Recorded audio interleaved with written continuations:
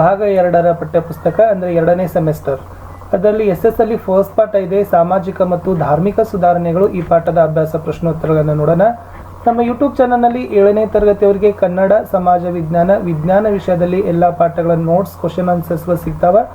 ವಿಡಿಯೋದ ಡಿಸ್ಕ್ರಿಪ್ಷನ್ ಬಾಕ್ಸ್ನಲ್ಲಿ ನಾನು ನಿಮಗೆ ಪ್ಲೇಲಿಸ್ಟ್ ಲಿಂಕನ್ನು ಸಜೆಸ್ಟ್ ಮಾಡಿದ್ದೀನಿ, ಅವುಗಳನ್ನು ನೋಡಿ ಅಂತ ಹೇಳ್ತಾ ಶುರು ಮಾಡೋಣ. ಅಭ್ಯಾಸಗಳು. ಪ್ರಶ್ನೆ 1. ಈ ಕೆಳಕಂಡ ಪ್ರಶ್ನೆಗಳಿಗೆ ಒಂದು ವಾಕ್ಯದಲ್ಲಿ ಉತ್ತರಿಸಿರಿ. ಮೊದಲ ಪ್ರಶ್ನೆ, ಭಾರತದ ನವೋದಯ ಪಿತಾಮಹ ಎಂದು ಯಾರನ್ನು ಕರೆಯುತ್ತಾರೆ? ಉತ್ತರ, ಭಾರತದ ನವೋದಯ ಪಿತಾಮಹ ಎಂದು ರಾಜಾರಾಮ್ ಮೋಹನ್ ರಾಯ್ ಅವರನ್ನು ಕರೆಯುತ್ತಾರೆ. ಪ್ರಶ್ನೆ 2, ಮಹಾದೇವ ಗೋವಿಂದ ರಾನಡೆ ಯಾರು? ಉತ್ತರ, ಮಹಾದೇವ ಗೋವಿಂದ ರಾನಡೆ ಅವರು ಪ್ರಾರ್ಥನಾ ಸಮಾಜದ ಪ್ರಮುಖ ನಾಯಕರಲ್ಲಿ ಒಬ್ಬರಾಗಿದ್ದಾರೆ. ಪ್ರಶ್ನೆ 3, ಸತ್ಯಶೋಧಕ ಸಮಾಜದ ಸ್ಥಾಪಕರು ಯಾರು? ಉತ್ತರ, ಸತ್ಯಶೋಧಕ ಸಮಾಜದ ಸ್ಥಾಪಕರು ಮಹಾತ್ಮ ಜ್ಯೋತಿಬಾ ಫುಲೆ. ಪ್ರಶ್ನೆ 4, ಏಳಿ ಎದ್ದೇಳಿ ಗುರಿ ಮುಟ್ಟುವ ತನಕ ನಿಲ್ಲದಿರಿ, ಇದು ಯಾರ ಕರೆಯಾಗಿತ್ತು? ಏಳಿ ಎದ್ದೇಳಿ ಗುರಿ ಮುಟ್ಟುವ ತನಕ ನಿಲ್ಲದಿರಿ, ಇದು ಸ್ವಾಮಿ ವಿವೇಕಾನಂದರ ಕರೆಯಾಗಿತ್ತು. ಪ್ರಶ್ನೆ 5, ಅನಿ ಬೆಸೆಂಟ್ ಯಾರು? ಉತ್ತರ, ಅನಿ ಬೆಸೆಂಟ್ ಅವರು ಥಿಯಾಸಫಿಕಲ್ ಸೊಸೈಟಿ ಅಥವಾ ಬ್ರಹ್ಮವಿದ್ಯಾ ಸಮಾಜದ ಅಧ್ಯಕ್ಷರಾಗಿದ್ದರು. ಪ್ರಶ್ನೆ 6, ಅಲಿಘರ್ ಚಳವಳಿಯ ನೇತಾರ ಯಾರಾಗಿದ್ದರು? ಉತ್ತರ, ಅಲಿಘರ್ ಚಳವಳಿಯ ನೇತಾರ ಸರ್ ಸೈಯದ್ ಅಹಮದ್ ಖಾನ್ ರವರು ಆಗಿದ್ದರು. ಪ್ರಶ್ನೆ 7, ಶ್ರೀನಾರಾಯಣ ಗುರು ಸ್ಥಾಪಿಸಿದ ಸಂಸ್ಥೆ ಯಾವುದು? ಉತ್ತರ, ಶ್ರೀನಾರಾಯಣ ಗುರು ಸ್ಥಾಪಿಸಿದ ಸಂಸ್ಥೆ ಶ್ರೀನಾರಾಯಣ ಧರ್ಮ ಪರಿಪಾಲನಾ ಯೋಗಂ. ಮುಖ್ಯ ಪ್ರಶ್ನೆ 2ರಲ್ಲಿ ಟಿಪ್ಪಣಿ ಬರೆಯಬೇಕಾಗಿತ್ತು. ಮೊದಲ ಪ್ರಶ್ನೆ, ಸ್ವಾಮಿ ವಿವೇಕಾನಂದ. ಉತ್ತರ ನೋಡುವ. ಸ್ವಾಮಿ ವಿವೇಕಾನಂದರ ಮೊದಲ ಹೆಸರು ನರೇಂದ್ರನಾಥ ದತ್ತ. ಇವರು ಕಲ್ಕತ್ತೆಯಲ್ಲಿ 1863 ಜನವರಿ 12ರಂದು ಜನಿಸಿದರು. ರಾಮಕೃಷ್ಣ ಪರಮಹಂಸರ ಶಿಷ್ಯರಾಗಿದ್ದು ನಂತರ ಸನ್ಯಾಸತ್ವವನ್ನು ಸ್ವೀಕರಿಸಿದರು. ರಾಮಕೃಷ್ಣರ ಮರಣದ ನಂತರ ಅವರ ಶಿಷ್ಯರನ್ನು ಒಗ್ಗೂಡಿಸಿ ಮಾರ್ಗದರ್ಶನ ನೀಡುವ ಜವಾಬ್ದಾರಿ ನರೇಂದ್ರನಾಥ ದತ್ತರ ಹೆಗಲ ಮೇಲೆ ಬಿತ್ತು. 1892ರಲ್ಲಿ ಖೇತ್ರಿಯ ರಾಜರ ಸಲಹೆಯ ಮೇರೆಗೆ ನರೇಂದ್ರನಾಥ ದತ್ತರ ಹೆಸರು ಸ್ವಾಮಿ ವಿವೇಕಾನಂದ ಎಂದು ನಾಮಕರಣವಾಯಿತು. ಅಮೆರಿಕಾದ ಚಿಕಾಗೋ ನಗರದಲ್ಲಿ ನಡೆದ ಪ್ರಥಮ ವಿಶ್ವ ಧರ್ಮ ಸಮ್ಮೇಳನದಲ್ಲಿ 1893 ಅವರು ಹಿಂದೂ ಧರ್ಮದ ಪ್ರತಿನಿಧಿಯಾಗಿ ಭಾಗವಹಿಸಿದ್ದರು. ಅಲ್ಲಿ ಅವರು ವೇದಾಂತವನ್ನು ಕುರಿತು ಮಾಡಿದ ಭಾಷಣ ಅವರನ್ನು ವಿಶ್ವವಿಖ್ಯಾತರನ್ನಾಗಿಸಿತು. ವಿವೇಕಾನಂದರು ಕಾಲ್ನಡಿಗೆಯಲ್ಲಿ ಭಾರತವನ್ನು ಸಂಚರಿಸಿ ಅಂದಿನ ಭಾರತದ ಸ್ಥಿತಿಗತಿಯನ್ನು ಕಂಡು ಮರಗಿದರು.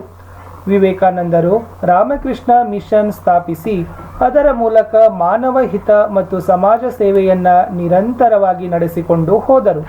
ಸ್ತ್ರೀಯರ ಬಗ್ಗೆ ಅಪಾರ ಕಾಳಜಿ ಹಾಗೂ ಗೌರವ ಹೊಂದಿದ ಸ್ವಾಮೀಜಿಯವರ ಸ್ತ್ರೀಯರ ಉದ್ಧಾರ ನಮ್ಮ ರಾಷ್ಟ್ರದ ಉದ್ಧಾರ ಎಂದು ಒತ್ತಿ ಹೇಳಿ ಬಡವರ ಸೇವೆಗೆ ಕರೆ ನೀಡಿದರು. ಬಾಲಗಂಗಾಧರ ತಿಲಕರು ಸ್ವಾಮಿ ವಿವೇಕಾನಂದರನ್ನು ಭಾರತದ ರಾಷ್ಟ್ರೀಯತೆಯ ನಿಜವಾದ ಪಿತಾಮಹ ಎಂದು ಬಣ್ಣಿಸಿದ್ದಾರೆ. ಇನ್ನು 2ನೆಯ ಟಿಪ್ಪಣಿ ಬರೆಯಲಿ ಪ್ರಶ್ನೆ ಇತ್ತು, ಸ್ವಾಮಿ ದಯಾನಂದ ಸರಸ್ವತಿ. ಉತ್ತರ, ಸ್ವಾಮಿ ದಯಾನಂದ ಸರಸ್ವತಿಯವರು ಆರ್ಯ ಸಮಾಜವನ್ನು ಸ್ಥಾಪಿಸಿದರು. ಅವರ ಮೂಲ ಹೆಸರು ಮೂಲಶಂಕರ. ವೇದಗಳ ಕಾಲದ ಭಾರತದ ಆದರ್ಶ ಸಮಾಜ ಪುನಃ ಸ್ಥಾಪನೆಯಾಗಬೇಕು ಎಂಬುದು ಅವರ ಆಶಯವಾಗಿತ್ತು. ಈ ಹಿನ್ನೆಲೆಯಲ್ಲಿ ದಯಾನಂದ ಸರಸ್ವತಿಯವರು ವೇದಗಳಿಗೆ ಹಿಂದಿರುಗಿ ಎಂದು ಕರೆ ನೀಡಿದರು. ಮೂರ್ತಿ ಪೂಜೆ, ಅಸ್ಪೃಶ್ಯತೆ, ಬಾಲ್ಯ ವಿವಾಹ ಮತ್ತು ಜಾತಿ ಪದ್ಧತಿಯನ್ನು ಅವರು ಖಂಡಿಸಿದರು. ಅಲ್ಲದೆ ಅಂತರ್ಜಾತೀಯ ಮತ್ತು ವಿಧವಾ ವಿವಾಹವನ್ನು ಪ್ರೋತ್ಸಾಹಿಸಿದರು. ಅಲ್ಲದೆ ಏಕದೇವತಾರಾಧನೆಯನ್ನು ಪ್ರತಿಪಾದಿಸಿದರು. ದಯಾನಂದ ಸರಸ್ವತಿಯವರು ತಮ್ಮ ವಿಚಾರಧಾರೆಯನ್ನು ಪ್ರಸಿದ್ಧ ಕೃತಿಯಾದ ಸತ್ಯಾರ್ಥ ಪ್ರಕಾಶದಲ್ಲಿ ಅಭಿವ್ಯಕ್ತಪಡಿಸಿದ್ದಾರೆ. ಆರ್ಯ ಸಮಾಜವು ಭಾರತೀಯ ಶಿಕ್ಷಣಾಭಿವೃದ್ಧಿಗೆ ಶ್ರಮಿಸಿದ್ದಲ್ಲದೆ ರಾಷ್ಟ್ರೀಯ ಚಳುವಳಿಗೆ ಸ್ಫೂರ್ತಿ ನೀಡಿತು. ಆರ್ಯ ಸಮಾಜದ ನಾಯಕರಾದ ಲಾಲಾ ಹನ್ಸ್ರಾಜ್ ಅವರು ಲಾಹೋರಿನಲ್ಲಿ ದಯಾನಂದ ಆಂಗ್ಲೋ ವೇದಿಕ್ ಶಾಲೆಯನ್ನು ಸ್ಥಾಪಿಸಿದರು. ಶಿಷ್ಯರಾದ ಶ್ರದ್ಧಾನಂದರು ಶುದ್ಧಿ ಚಳವಳಿಯ ಮೂಲಕ ಮತಾಂತರಗೊಂಡಿದ್ದವರನ್ನು ಮತ್ತೆ ಹಿಂದೂ ಧರ್ಮಕ್ಕೆ ಕರೆತರುವುದಕ್ಕೆ ಜನರಲ್ಲಿ ಜಾಗೃತಿ ಮೂಡಿಸಿದರು.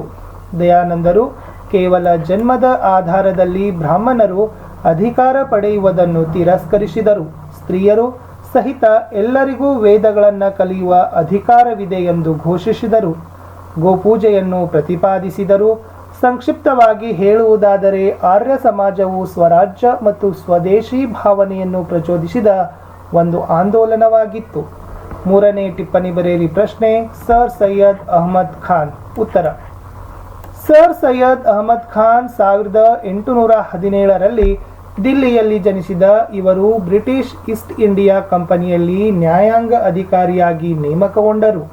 ತನ್ನ ಸಮುದಾಯ ಇಂಗ್ಲಿಷ್ ಶಿಕ್ಷಣದಿಂದ ವಂಚಿತರಾಗಿ ಆರ್ಥಿಕ ಹಾಗೂ ಸಾಮಾಜಿಕ ಅವಕಾಶಗಳನ್ನು ಕಳೆದುಕೊಂಡಿದ್ದಾರೆ ಎಂದು ಭಾವಿಸಿ ಶಿಕ್ಷಣದ ಮೂಲಕ ಸರ್ಕಾರದಲ್ಲಿ ಮುಸ್ಲಿಂ ಸಮುದಾಯ ಸೂಕ್ತ ಪ್ರಾತಿನಿಧ್ಯ ಪಡೆಯಬೇಕೆಂದು ಅವರ ಮಹದಾಸೆಯಾಗಿತ್ತು. ಅಂತೆಯೇ ಒಬ್ಬ ಸಮಾಜ ಸುಧಾರಕರಾಗಿ ಪರ್ದಾ ಪದ್ಧತಿ, ಬಹುಪತ್ನಿತ್ವ ಹಾಗೂ ವಿವಾಹ ವಿಚ್ಛೇದನ ಪದ್ಧತಿಗಳನ್ನು ವಿರೋಧಿಸಿದರು. ಟ್ರಾನ್ಸ್ಲೇಷನ್ ಸೊಸೈಟಿ ಎಂಬ ಸಂಸ್ಥೆಯನ್ನು ಸ್ಥಾಪಿಸಿ ಅದರ ಮೂಲಕ ವೈಜ್ಞಾನಿಕ ಮತ್ತು ಸಾಹಿತ್ಯಿಕ ಕೃತಿಗಳನ್ನು ಉರ್ದುವಿಗೆ ಭಾಷಾಂತರಿಸಿದರು. ಅಲ್ಲದೆ ನಂತರ ಈ ಸಂಸ್ಥೆ ಸೈಂಟಿಫಿಕ್ ಸೊಸೈಟಿ ಎಂದು ನಾಮಕರಣಗೊಂಡಿತು. ಅಲ್ಲದೆ ಇವರು ಅಲಿಘರ್ ಇನ್ಸ್ಟಿಟ್ಯೂಟ್ ಪ್ರಾರಂಭಿಸಿ ಅದರ ಮೂಲಕ ವೈಜ್ಞಾನಿಕ ವಿಚಾರಗಳನ್ನು ಮುಸ್ಲಿಮರಲ್ಲಿ ಪ್ರಚಾರಪಡಿಸಿದರು. ಈ ಪತ್ರಿಕೆಯ ಇಂಗ್ಲಿಷ್ ಮತ್ತು ಉರ್ದು ಭಾಷೆಗಳಲ್ಲಿ ಪ್ರಕಟವಾಗುತ್ತಿತ್ತು.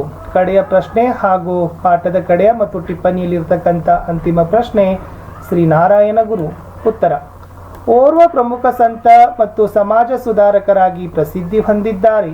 ಅವರು 1854ರಲ್ಲಿ ತಿರುವಾಂಕೂರಿನಲ್ಲಿ ಏಳವ ಸಮುದಾಯದ ಕುಟುಂಬವೊಂದರಲ್ಲಿ ಜನಿಸಿದರು. ಶ್ರೀನಾರಾಯಣ ಧರ್ಮ ಪರಿಪಾಲನಾ ಯೋಗಂ ಎಂಬ ಸಂಸ್ಥೆಯನ್ನು 1903ರಲ್ಲಿ ಸ್ಥಾಪಿಸಿ ಅದರ ಮೂಲಕ ಕೇರಳದ ಹಿಂದುಳಿದ ಸಮುದಾಯಗಳಾದ ಏಳವರ ಸಾಮಾಜಿಕ, ಆರ್ಥಿಕ ಮತ್ತು ಸಾಂಸ್ಕೃತಿಕ ಪ್ರಗತಿಗಾಗಿ ಶ್ರಮಿಸಿದರು. ಜಾತಿ ಪದ್ಧತಿ, ಪ್ರಾಣಿ ಬಲಿಯನ್ನು ವಿರೋಧಿಸಿದರು. ಸಂಸ್ಕೃತ ಶಾಲೆಗಳನ್ನು ತೆರೆದು ಅಲ್ಲಿ ಎಲ್ಲ ಜಾತಿಯವರಿಗೂ ಪ್ರವೇಶ ನೀಡಿದರು. ಅಲ್ಲದೆ ಅವರು ಸುಮಾರು 30 ದೇವಸ್ಥಾನಗಳನ್ನು ನಿರ್ಮಿಸಿದರು. ಅಲ್ಲದೆ ಕೇರಳದ ಅಸ್ಪೃಶ್ಯರೂ ಸೇರಿದಂತೆ ಎಲ್ಲ ಜಾತಿಯವರಿಗೂ ದೇವಸ್ಥಾನಗಳಲ್ಲಿ ಪ್ರವೇಶ ಕಲ್ಪಿಸಿದರು. ದೇವಾಲಯಗಳಲ್ಲಿ ಉತ್ತಮವಾದ ಧಾರ್ಮಿಕ ಗ್ರಂಥಗಳು ಇರಬೇಕೆಂದು ಬಯಸಿ ಪ್ರತಿಯೊಂದು ದೇವಸ್ಥಾನದಲ್ಲಿ ಉತ್ತಮ ಗ್ರಂಥಾಲಯ ಇರಬೇಕೆಂದು ಹೇಳಿದ್ದರು. ಒಬ್ಬ ದೇವರು, ಒಂದು ಧರ್ಮ ಮತ್ತು ಒಂದು ಜಾತಿ ಇರಬೇಕೆಂದು ಶ್ರೀನಾರಾಯಣ ಗುರುಗಳೇ ಆಶಯವಾಗಿತ್ತು. ಇವರ ಪ್ರಭಾವ ಕರ್ನಾಟಕದ ಮೇಲೂ ಉಂಟಾಗಿರುವುದು. ನಾರಾಯಣ ಗುರು 1928ರಲ್ಲಿ ನಿಧನರಾದರು.